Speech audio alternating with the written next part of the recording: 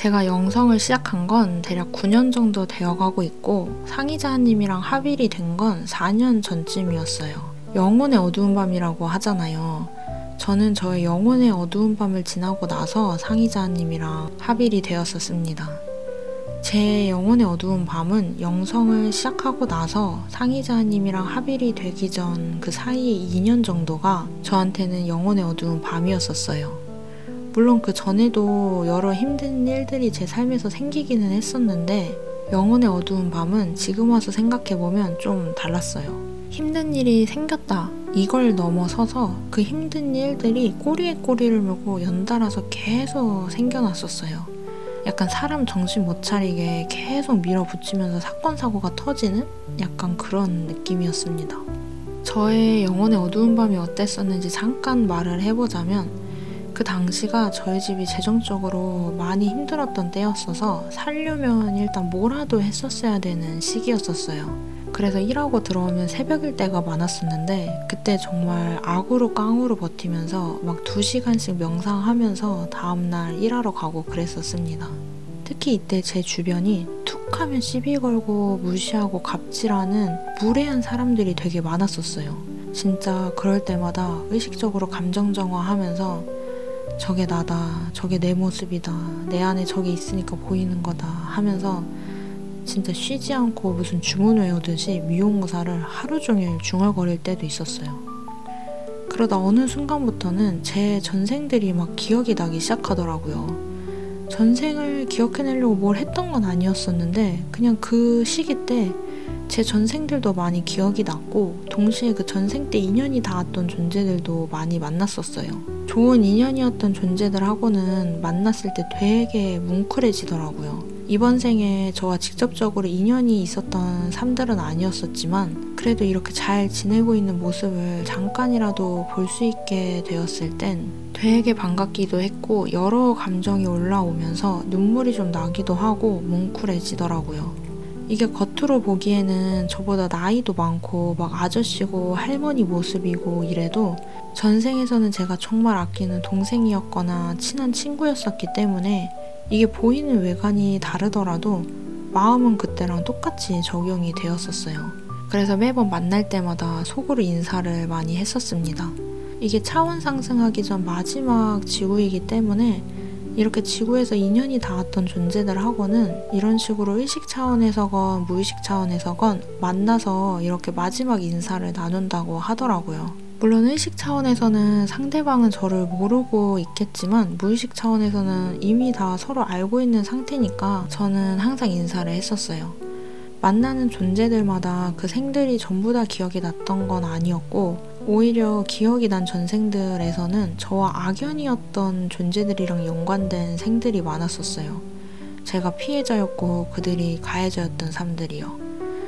저와 좋은 인연이었던 존재들하고는 그와 관련된 생들이 하나하나 전부 다 기억이 났다기보단 그냥 직감적으로 바로바로 알아차릴 때가 많았었어요.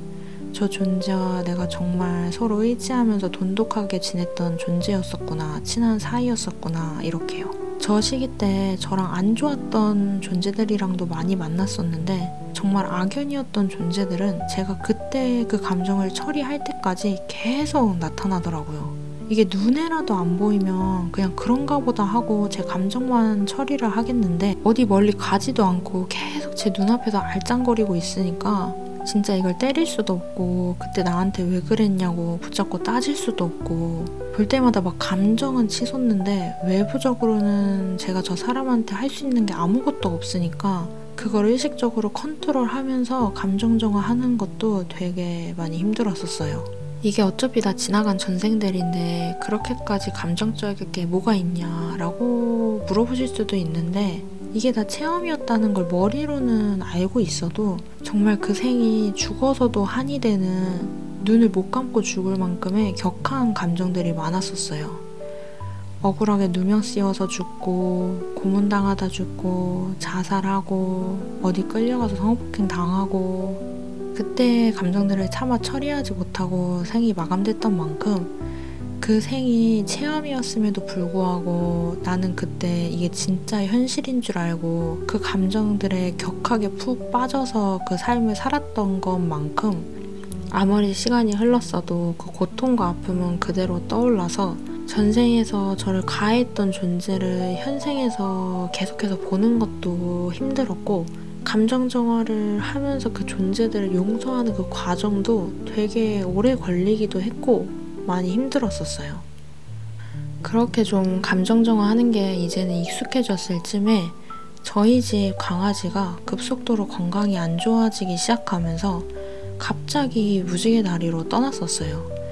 저희한테는 삶을 사는 이유가 저희 강아지였을 정도로 정말 그만큼 애지중지 키우면서 아주 소중한 존재였었는데, 그렇게 갑자기 떠나게 되니까 제정신으로 있을 수가 없을 만큼 힘들었었어요. 다행히 동물과 소통을 할 수 있는 분과 그때 연락이 닿아서 하늘나라에 간 저희 집 강아지와 마지막 인사를 나눴었는데, 그날 밤이었었는지 아니면 하루 정도가 지나고 나서였었는지 그 밤에 갑자기 제가 숨이 아예 안 쉬어지는 거예요.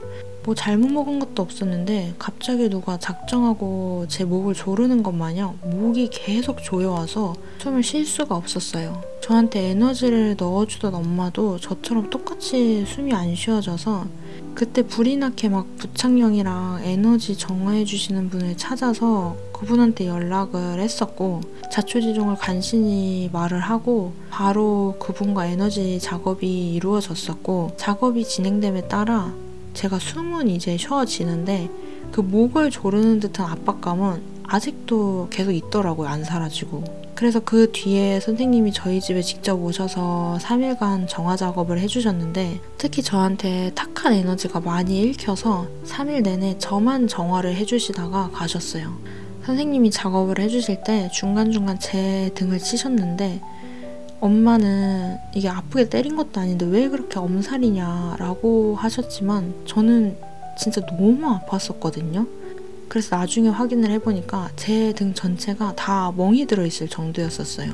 이게 에너지 작업을 직접 해주신 선생님도 많이 체력적으로 힘드셨겠지만 그걸 받는 저도 정말 너무 힘들더라고요.